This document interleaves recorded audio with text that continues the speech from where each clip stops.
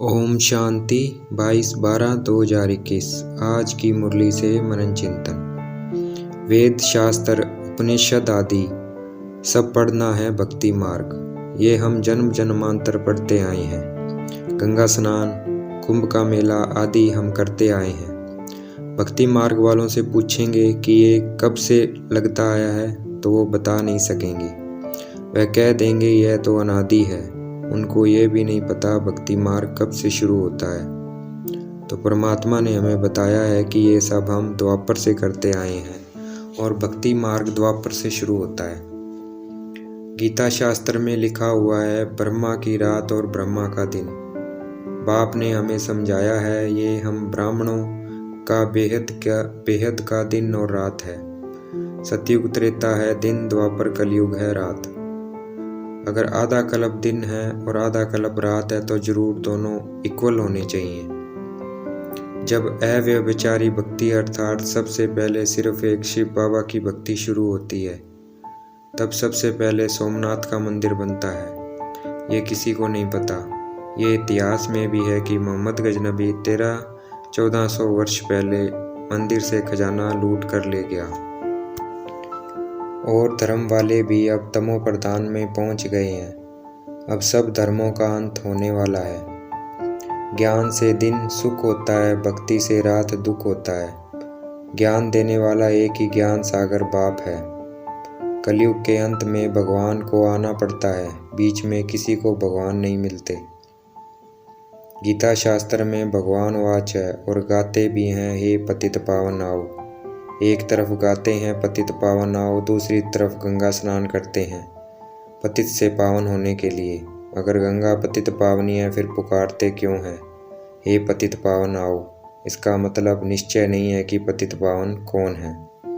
हम बच्चों को ज्ञान मिला है कि पतित पावन सिर्फ एक परमपिता परम आत्मा है और हम उनसे योग लगाकर सदगति को पाते हैं। बाप कहते हैं मामे कम याद करोगे तो विक्रम विनाश होंगे। बाप गारंटी देते हैं। बाप ने 5000 साल पहले भी कहा था दे सही दे के सभी संबंधों को बुद्धि से भूलना है। बुद्धि से सिर्फ एक मुझ बाप को याद करो। ये गीता के महावाक्य है। गीता परमात्मा ने 5000 साल पहले इसी समय सुनाई थी। ये किसी को नहीं पता। जब सृष्टि रूपी झाड़ जड़ जड़ीभूत अवस्था अर्थात खत्म होने को आ जाता है, तब बाप खत्म होने से पहले हमें सृष्टि के आदि मध्य अंत सारी चक्कर का राज समझाते हैं, ताकि हम इस चक्कर से उपराम हो सिर्फ एक बाप को याद कर अपने पाप भस्म कर लें। सिर्फ परमपिता परमात्मा के बच्चे ब्राह्मण ही जानते हैं कि नई दुनिया की स्थापना और पुरानी दुनिया का विनाश कैसे होता है। अब हमारी बुद्धि में हम राजयोग से नई दुनिया स्वर्ग के मालिक बनेंगे। हमें पुरानी दुनिया से वैराग्य वैसे ही लाना है जैसे जब नया मकान बनता है तब बुद्धि पुराने मकान से हट नए मकान की तरफ चली जाती है। शिव भगवान वाच है, कृष्ण भगवान वाच हो नहीं सकता, क्योंकि कृष्ण पूरे 84 जन्म लेते हैं और जो जन्म मरण में आता है वह भगवान हो नहीं सकता। कृष्ण तो सतयुग का प्रिंस है, वह पतित पावन हो नहीं सकता। इसलिए गीता का भगवान कृष्ण नहीं शिव बाबा है। बुद्धि में ये याद रखना है कि हम स्टूडेंट हैं। बाप पढ़ा रहे हैं, समय बहुत कम रहा है, इसलिए बहुत ध्यान से पढ़ना है। जो अपने को ऊंच बनाएंगे वही उच्च पद पाएंगे। इसलिए माया से बचकर रहना है, क्योंकि माया ऐसी है जो बुद्धि से सब कुछ उड़ा देगी। गृहस्थ व्यवहार में रहते पवित्र रहना है, ये सबसे बड़ी मेहनत है जो हमें जरूर करनी है। सन्यासी भी पवित्र रहने के लिए घर बार छोड़ देते हैं, उनको कोई कुछ नहीं कहता, इसलिए हमें पवित्रता के लिए कोई रोक नहीं सकता। हम तो गृहस्थ में रहते सब जिम्मेवारियां निभाते पवित्र रह रहे हैं, लेकिन इसमें ताकत बहुत चाहिए।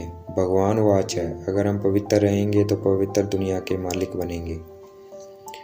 ये दुनिया कब्रिस्तान है। हमें बाप को याद करना है, क्योंकि बाप हमें परिस्तान में ले चलने वाला है। इस ब्राह्मण कुल में जो अच्छी सर्विस करते हैं वह बड़े हैं, उनका बड़ा रिगार्ड रखना चाहिए, तभी उच्च पद पाएंगे। और अपनी उन्नति का भी ध्यान रखना है। अपने को देखना है हम बाबा से वर्षा पाने के लायक बने हैं। अगर महाराजा महारानी बनना है तो चलन भी वैसी होनी चाहिए। अब अभी ये दुनिया रावण संप्रदाय है और देवताएं हैं राम संप्रदाय। रावण संप्रदाय वाले राम संप्रदाय के आगे माथा टेकते हैं। तो हमें राम संप्रदाय बनने का पुरुषार्थ जोर शोर से करना चाहिए। आज की मुरली का वरदान।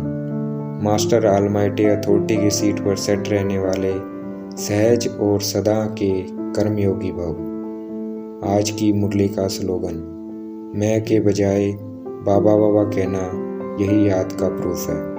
अच्छा, ओम शांति। शुक्रिया मीठे बाबा, शुक्रिया।